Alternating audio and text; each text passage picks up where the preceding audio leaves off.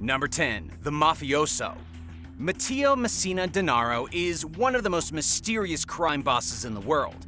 This shady and dangerous individual is the godfather of the Casa Nostra gang and one of the last surviving fugitive Sicilian mob bosses. He's currently wanted for a whole slew of crimes, including murder, extortion, and drug trafficking. He was convicted in 2002 for a string of attacks in Italy, but has somehow managed to evade capture for the last 30 years. This crime boss was born into a mafia family in Sicily. In his youth, he was a trained executioner who would murder people that the mafia needed to get rid of. He eventually grew into a crime lord and a real mobster. He's also been labeled as an intelligent criminal, especially seeing as how he never got caught.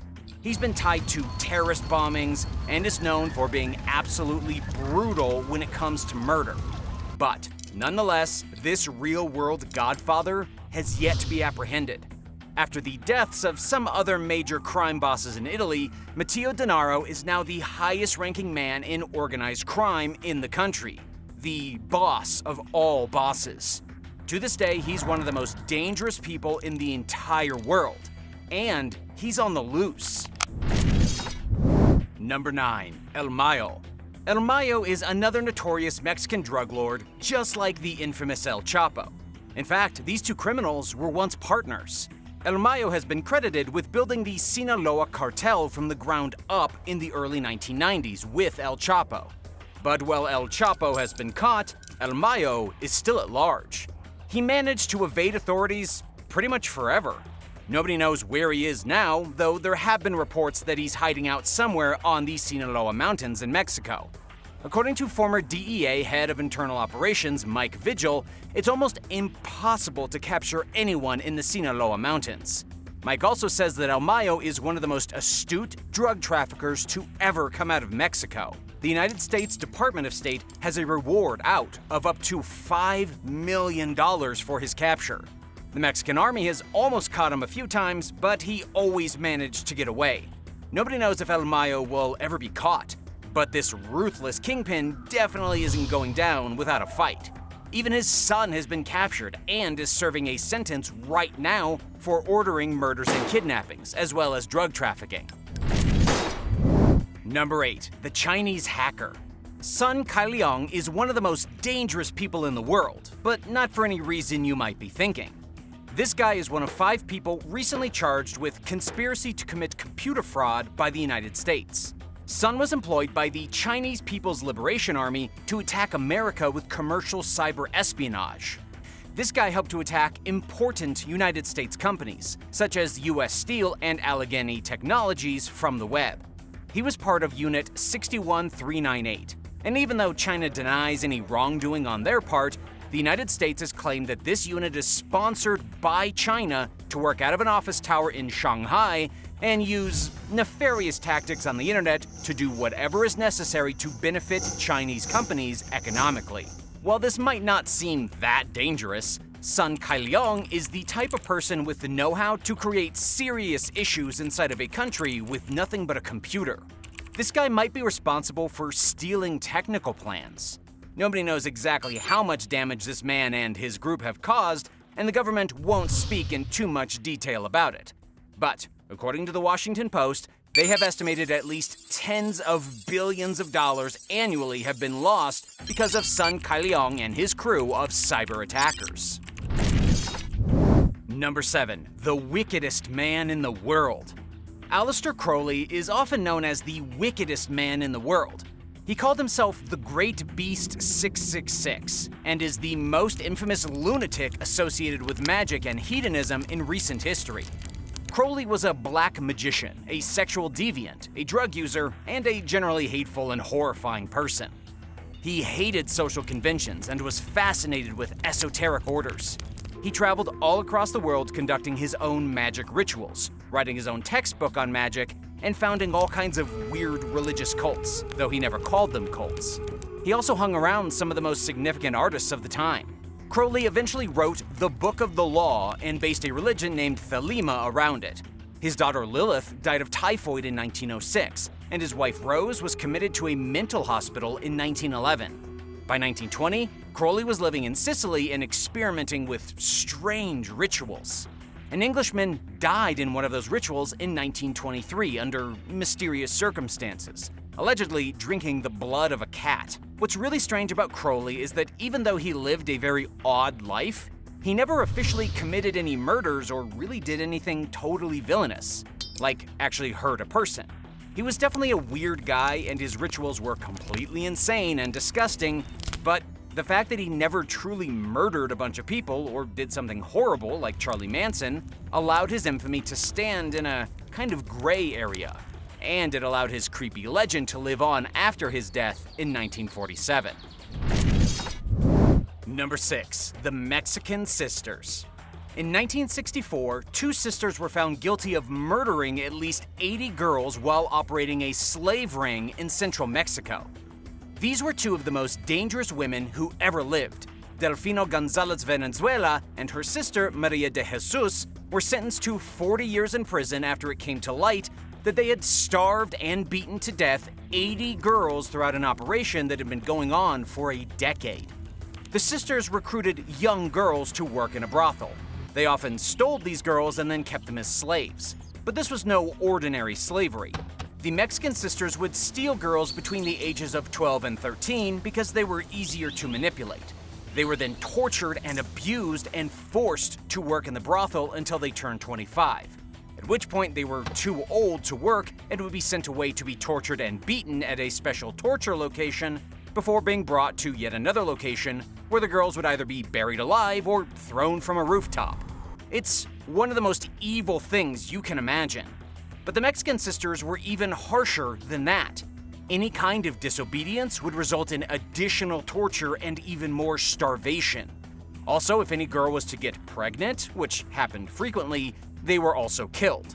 The only reason these sisters were caught was because one of the girls who had been taken to a ranch to be executed managed to wriggle out of her metal cell and run away to get the authorities, who quickly shut the entire operation down.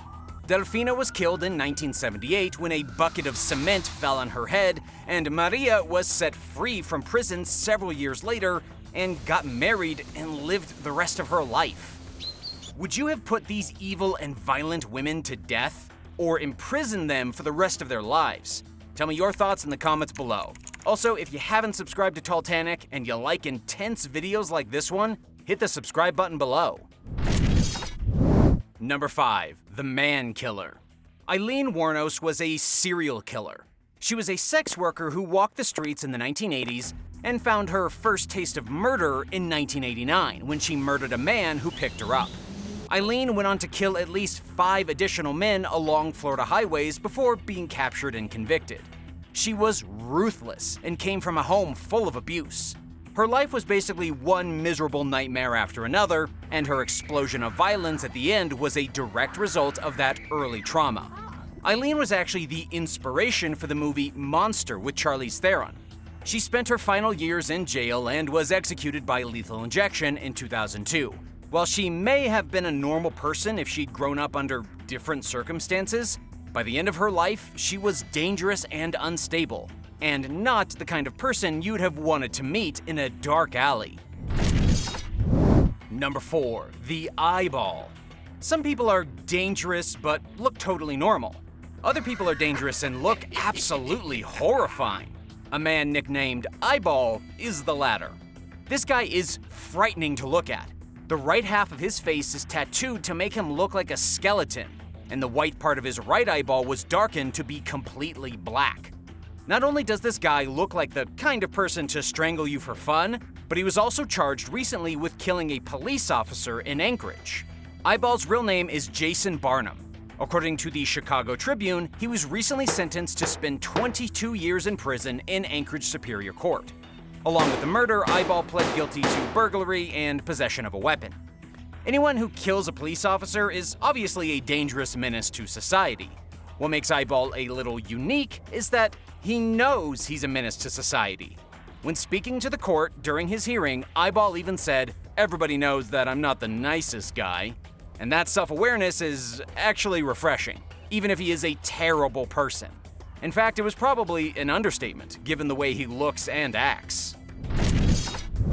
Number 3. The Bandit Queen. Phoolan Devi is known as India's Bandit Queen. Her story is nothing short of incredible. She began life as a criminal bandit from a poor family, where she had little hope of amounting to anything in the world. However, she joined a gang at an early age and was involved in several gunfights while part of that group. She was at one point captured by a rival gang, locked inside of a room, and brutalized for weeks before she managed to escape. She then met back up with her gang and they descended upon the village where she had been held hostage, and Phoolan and her gang shot as many as 22 people dead. This was a woman with a serious thirst for vengeance. She ultimately surrendered to the police in 1983 and was charged with 48 crimes, including arson, kidnapping, murder, and plunder. She spent 11 years in jail, but later got out after her sentence was up. Even more strange, she was later elected as a representative to parliament, not once, but twice. However, in 2001, she was assassinated outside of her official bungalow by someone who had been related to one of Phoolan's old murder victims. Number 2. MS-13. MS-13 is filled with the most dangerous men in the United States of America. This gang has been labeled as the most brutal in the entire nation. And according to the New York Post, their violence has begun spilling into New York. In April, 4 men from a working-class community on Long Island were discovered beaten to death with baseball bats and hacked up with machetes. This was one of the largest mass murders in Suffolk County's history, and it was all due to MS-13. This gang first appeared in Los Angeles and have spread through 46 states and, according to FBI statistics, contains at least 10,000 members. The members of MS-13 are often affiliated with drug trafficking Mexican cartels and participate in some of the most heinous crimes committed on American soil. It's not exactly clear who the kingpin of this gang is or if they even have one, but every last member of MS-13 should be considered wildly dangerous. Number 1. The Silk Road. One of the most dangerous men in the history of the United States was actually not a murderer at all. He simply facilitated a marketplace where killers and drug dealers hung out and transacted. In real life, he's actually a nerd named Ross Ulbricht. Ross was arrested in 2013 by the FBI on charges of money laundering, conspiracy to traffic narcotics, and conspiracy to commit computer hacking. Just 2 years before that, Ross launched a website you may be familiar with, the Silk Road, the first modern black market on the internet that was notorious for distributing drugs and other illicit products. The Silk Road was a way for drug dealers to deliver dangerous goods to any home in the United States using the US Postal Service. The mastermind behind it was Ross. He created a type of hidden gateway that allowed Silk Road users to browse anonymously and conduct all their illegal transactions using cryptocurrencies that were 100% untraceable. Within just a few months, Ross was stinking rich in Bitcoin. He was also indirectly responsible for some very dangerous products being sent to anyone with an internet connection. But for all the money he made, it didn't save Ross in the end. He was convicted in 2015 and made to serve a double life sentence plus 40 years with absolutely no possibility of parole. He will never see the light of day again, and the $28.5 million he had at the time of his arrest will remain seized by the government. Which of these dangerous people scares you the most? Let me know in the comments, and thank you for watching. If you enjoyed the video, be sure to hit the subscribe button for more amazing content.